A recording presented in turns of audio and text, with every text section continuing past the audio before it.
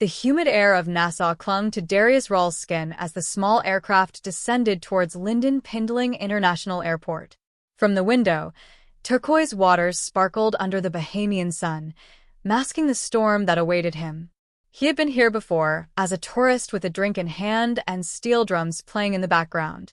This time, he was here under orders from the Federal Bureau of Investigation. His mission was simple on paper, yet lethal in reality. Infiltrate the prison system. Identify the cartel leader controlling the cocaine trade between the islands and Miami. Survive long enough to report back. The orders had come in a plain envelope. Inside, a one-way ticket, a wad of Bahamian dollars, and a short note that read, "You are a junkie now. Make them believe it." He knew it meant more than acting. It meant living it, breathing it, and carrying the weight of a man despised by guards and preyed upon by inmates. In this mission, one slip could cost him his life. Upon arrival, he was met by a contact who barely spoke a word. A battered sedan took him from the bright tourist streets to a forgotten corner of Nassau. Here, the walls were peeling, and the air smelled faintly of diesel and sea salt. The man led him into a dingy apartment where Darius would spend the next 3 nights.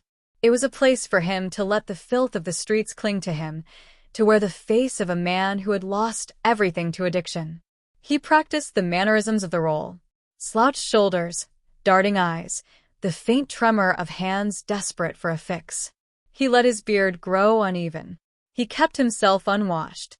At night, he listened to the street sounds, the cough of an old motorbike, the faint bass from a distant bar, the muttered exchanges of dealers. This was his stage, and every detail mattered. On the 4th morning, the Nassau police arrived. They were in on it, at least the ones trusted by the Bureau. The arrest was staged for the public, complete with shouting, shoving, and handcuffs biting into his wrists.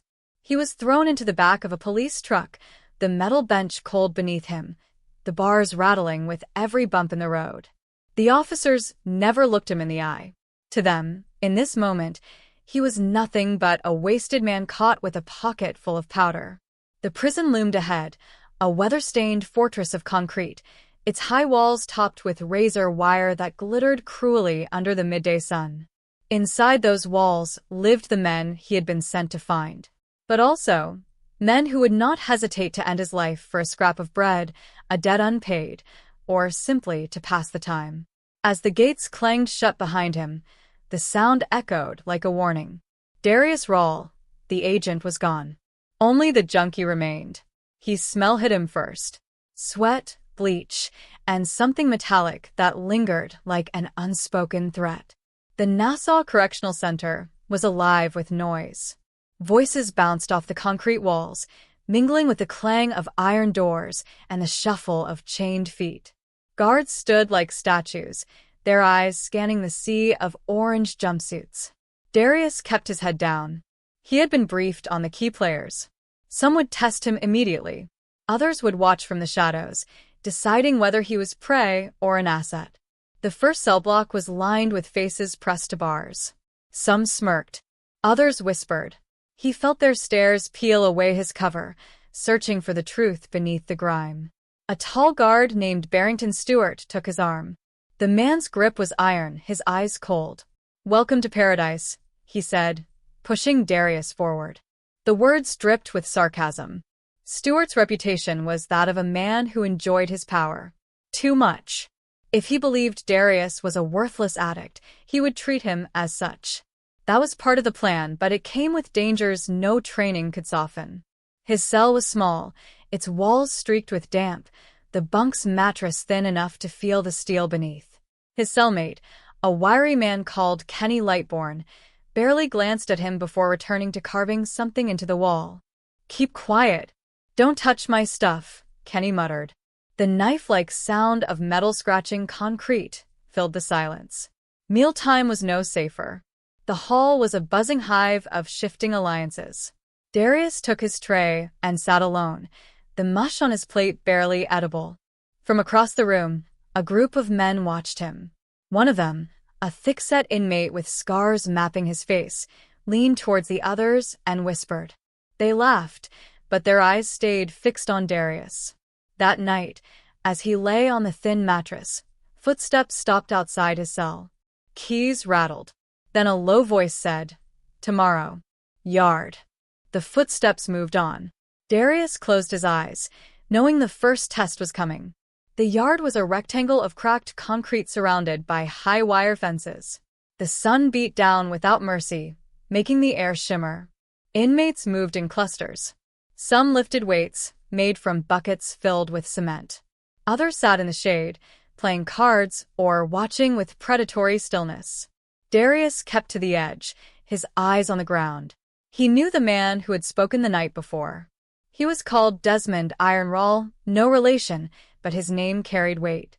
Iron was known for breaking bones as easily as twigs. And now Iron was walking straight towards him. "You new here," Iron said. "You owe me." His tone was not a question. Two other men flanked him. They circled Darius, their shadows cutting off the sunlight. Darius stumbled through a reply in the voice of a desperate addict. "Got nothing, just got in." The first punch came fast, a hook to the ribs that stole his breath. The second grazed his jaw. He fell, the taste of blood blooming in his mouth. Before the beating could turn worse, a whistle cut through the yard. Guards were approaching, but not quickly. They were watching, deciding how far to let it go. Stewart was among them, his expression unreadable. Iron spat near Darius and walked away, laughing with his crew. As he stood, aching, Darius realized something. The guards had not moved to protect him. If anything, they had wanted to see him fall. This was more than a prison. This was a game where the rules were written in blood. Kenny Lightbourne surprised him the next morning. Over the thin prison porridge, Kenny leaned closer. "You stood your ground yesterday," he said. "Not smart, but maybe you're worth talking to." It was the first friendly word Darius had heard inside these walls. Kenny knew the prison's unspoken laws. Who controlled which corner, which guard could be bribed, and which cell blocks to avoid after lights out. In return for his knowledge, Kenny asked only for cigarettes, the unofficial currency of the yard. Darius agreed. It would not be difficult to arrange through the Bureau's silent contacts. That afternoon, Kenny led him to the laundry room. The air was thick with steam, machines clanging in rhythm. A man stood by the dryers, his eyes sharp. Kenny introduced him as Eli Pratt, a smuggler with a network stretching from Freeport to Miami.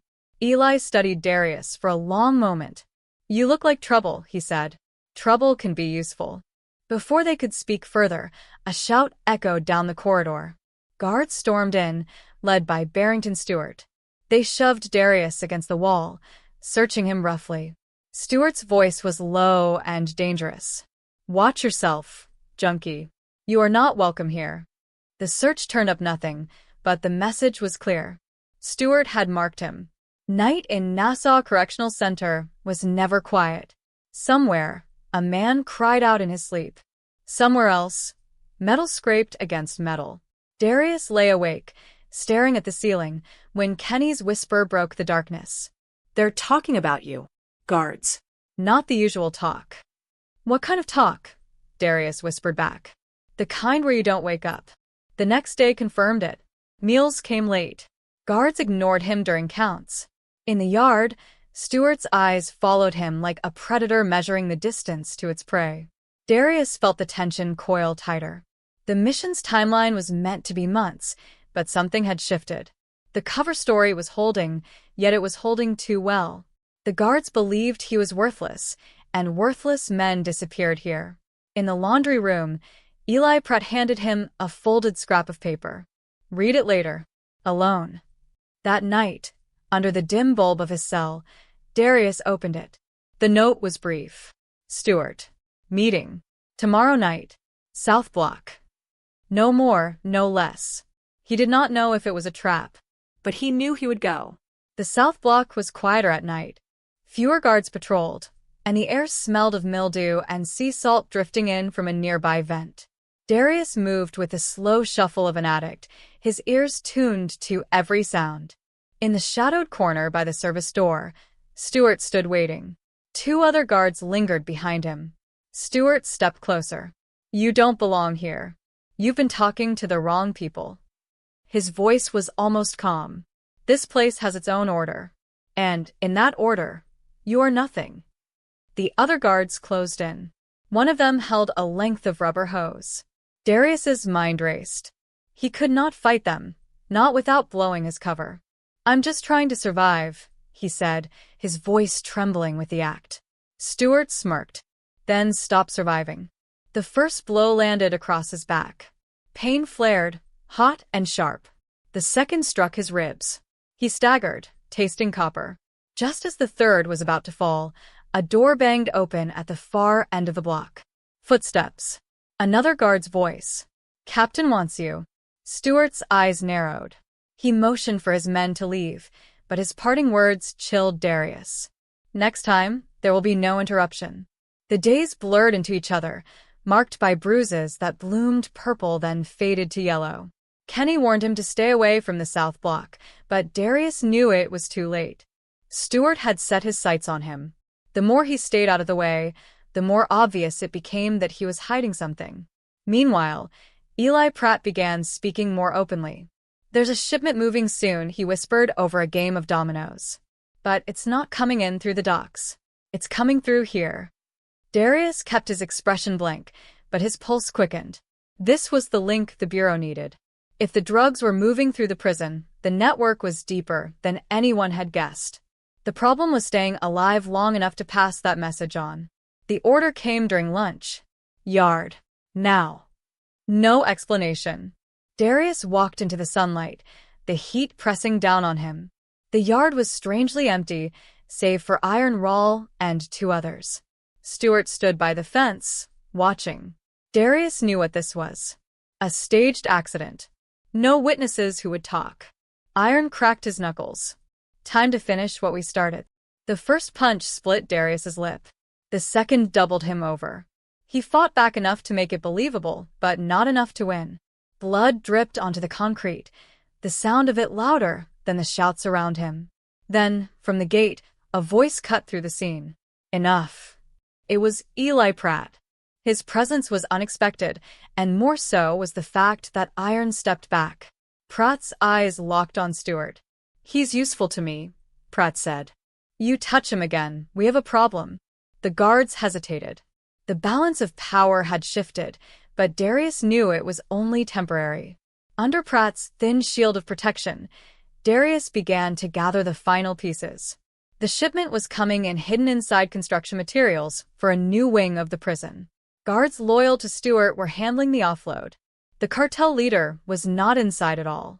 He was outside, a man named Samuel DeVoe, using the prison as a safe hub for distribution.